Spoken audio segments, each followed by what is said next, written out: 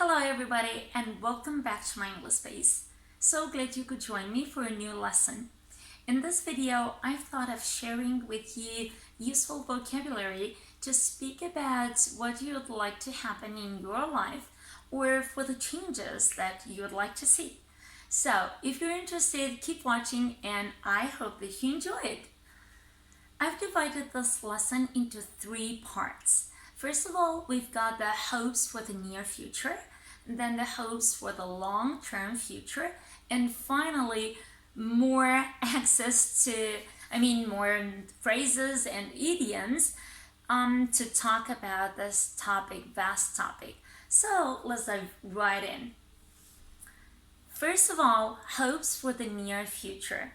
And the patterns that I've prepared for you are the following. Number 1, I'm hoping for, plus noun or to infinitive. And the examples are right here. I'm hoping for more chill out time when the school begins. So funny, haven't I had so much chill out time during the summer holidays? And I'm hoping to get more me time next weekend. Or next one, I would like.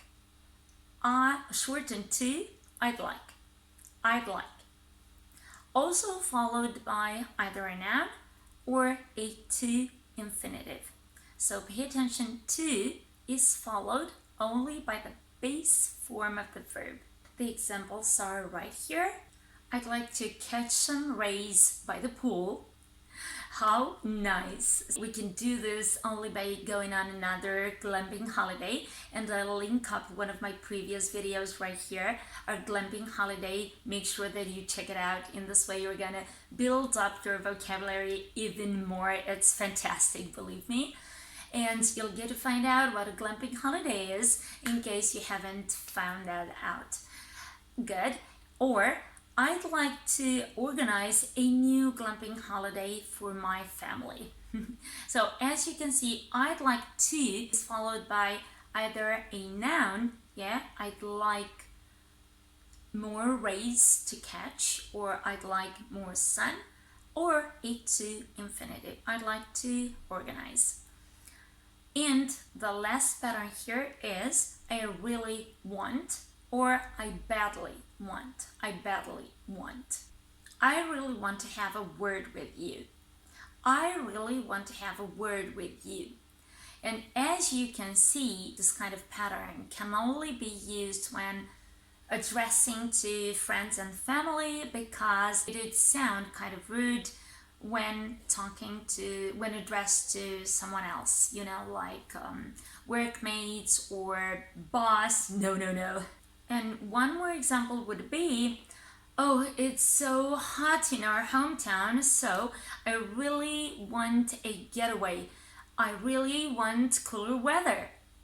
Moving on, let's see how we can express long-term hopes. So first of all, it's the same pattern, I'm hoping, but with the expression in the long term before it. So in the long term, I'm hoping, followed by either a that clause or a to infinitive. And now let's take a look at these examples. In the long term, I'm hoping to connect with more people through English. In the long term, I'm hoping that I'll travel outside of Europe more extensively in the coming months. Before we go on to our last category, which is phrases and idioms about hopes, let me get this one simple thing straight for you, which is hope is not only used in this continuous aspect, but also in the simple aspect. So as I hoped, followed by all these 3 tenses to refer to all 3 time references: past, the present, and the future. So let's take a look at these examples. I hope that you got all of this right Yeah, so I hope that you understood what I've been explaining so far. So, see, we've used the past tense. I hope all goes well with you. Yeah, so in general. And with the future, I hope that our plane won't be delayed. I hope it won't be delayed. As you can see, with the future, to talk about a future event that hopefully won't happen as we think. Time for our phrases and idioms right now. And the first one is hold out hope. Hold out hope of something happening, which means that you hope that something will happen in the way that you want it to. For example, Jake holds out hope that he will be selected for the baseball team, for the school baseball team. How nice. The second one, to hope for the best. Hope for the best. When you hope that something will be successful or will happen in the way that you want, even if it seems unlikely. I've answered all the questions in the interview as best as I can, but now I'm hoping for the best. I mean, I'm not sure if I'll be selected, if I'll be accepted, yet I'm hoping for the best.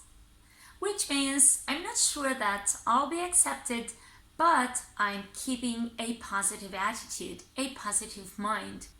Number 3, to pin your hopes on something or someone, which means that you hope that something will help you to achieve what you want, and especially something that you haven't gotten to achieve, in time, in due time.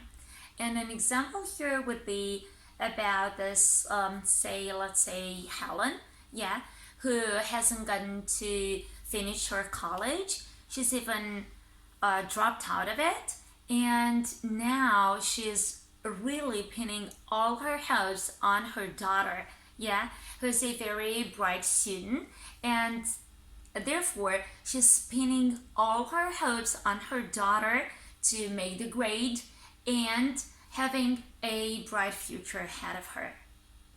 Our next 2 idioms are talking about the most positive hopes, if we can say so. And the first one is look on the bright side. Look on the bright side. So when you only prefer to see the positive side of things. For example, here's a situation. You got a phone call from a bank worker and they wanted you to give your car details for an emergency situation or kind of. But even if you got alarmed, let's look on the bright side. You didn't tell them. You didn't tell them the car details, so you didn't get scammed.